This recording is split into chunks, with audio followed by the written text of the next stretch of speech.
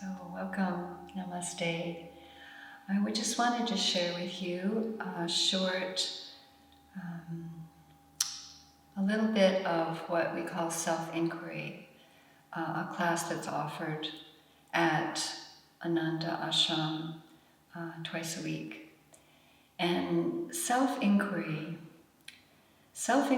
is a practice, a spiritual practice, very similar to the other practices of yoga that we know, that are designed to open the mind and heart,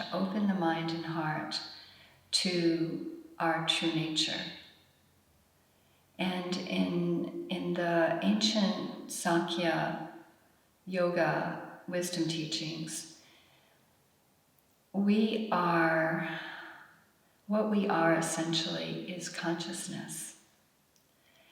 And consciousness, for me, translates into this intelligence that is life, that is the life that we see, that we feel in all ways. So these practices help us as human beings to once again regain this knowledge. And in this ancient paradigm, it's called self-knowledge, and it's wisdom, really. This knowledge is wisdom. And this knowledge is beneficial because when we once again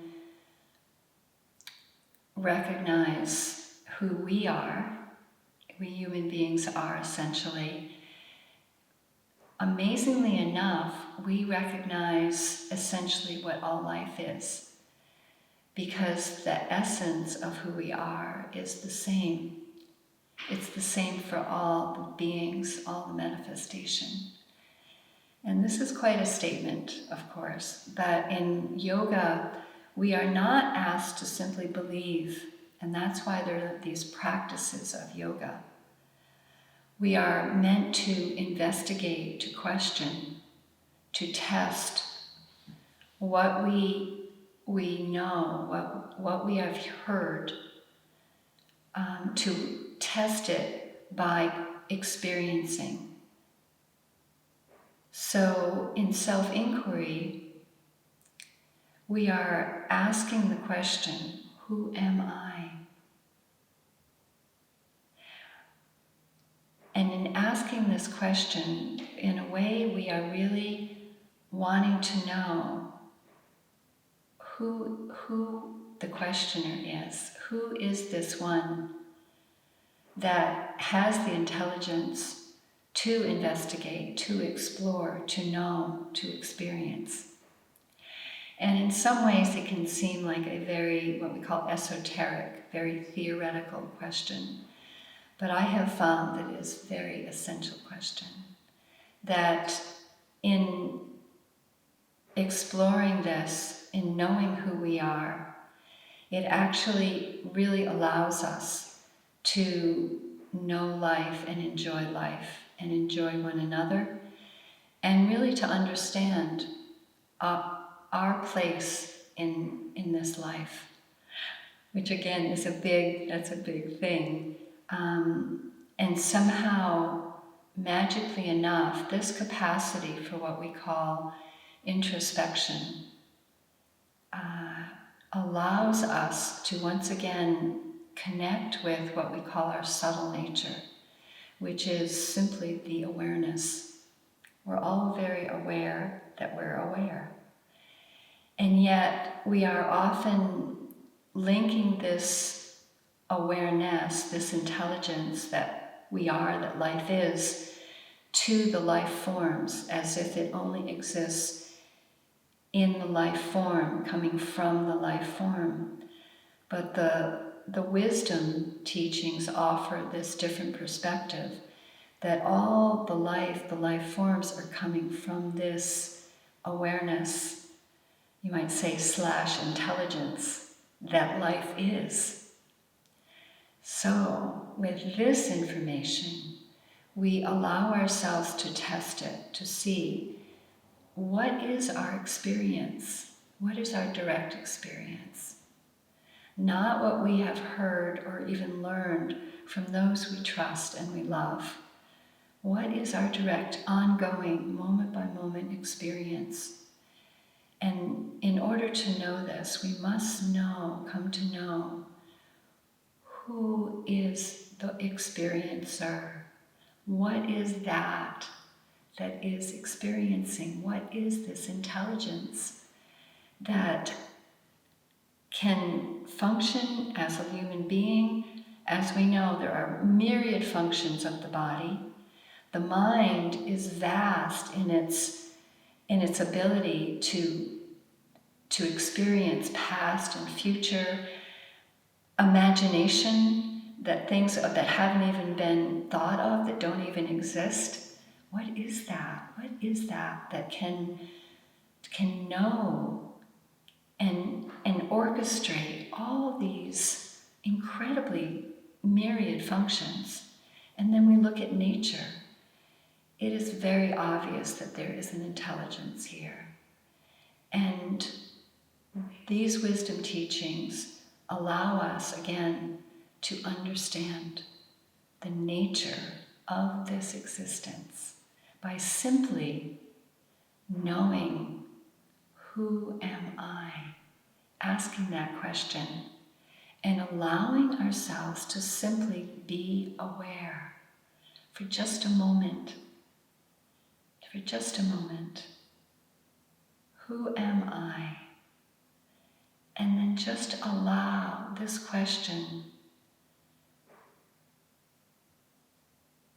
to be,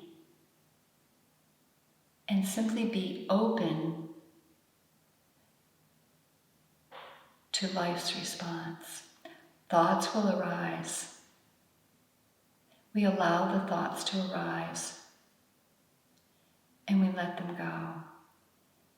And as we allow the thoughts to arise, as well as feelings and sensations, we once again see that what is always here is this intelligence, this awareness, which is like the space, really. It isn't a thing. It isn't a form.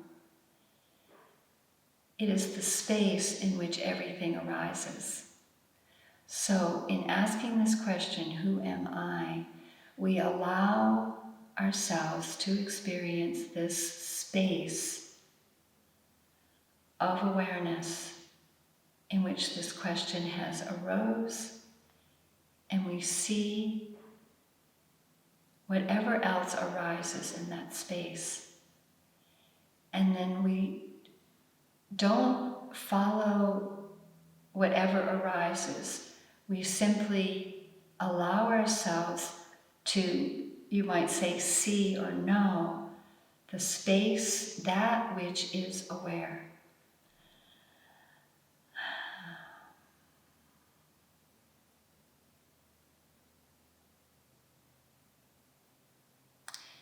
And in this culture, this human culture, there is often a feeling that we can't allow a space. We can't allow this relaxing of the attention back into its source. Somehow we feel compelled to always having to know through thought, through trying to understand, through what is arising, always arising, and of course disappearing. And so in a way we're always searching, we're always trying to grasp and understand life by grasping. But the ancient wisdom teaches us that actually by not grasping, by allowing everything to arise in our awareness and watching it disappear, we become aware of what is stable and what is ever present and what is actually the source, the source of all the life, meaning the common ground of all the life. And in this recognition arises what we call wisdom. And of course, wisdom From wisdom arises this understanding, again, of who we are and what life is, and allows for a natural response, the natural response of who we are to life. So I invite you to allow what they call often, the sages call the split second. Not trying to force ourselves to push thoughts away or to ignore sensations or feelings, but simply allow ourselves to relax back into this awareness and naturally watch everything moving through the body and mind, and knowing what it is that is aware, and see what happens, see how that feels. So test it out, investigate, explore, and allow yourself to share what you find, to share with others what you find, because this will create a sense of connection with others. By sharing what we are, we know, we feel happy, we feel fulfilled. So allow this split second of resting in the awareness consciously. This is self-inquiry. And this is the gift of the ancient ones. Especially right now in the world, we need this. We need to give ourselves the space to rest in the awareness consciously in order to know how to respond to everything that's arising.